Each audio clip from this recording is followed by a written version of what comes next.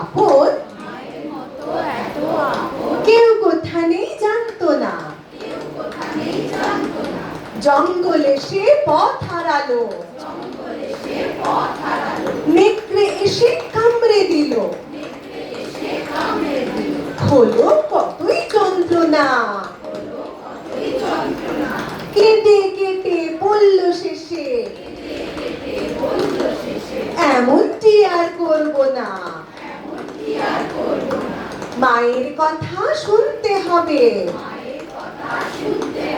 মাকে ভালোবাসতে হবে। ভালো হব আমরা সবাই,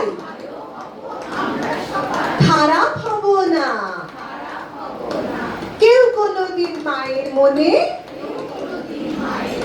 দুঃখ দেব না।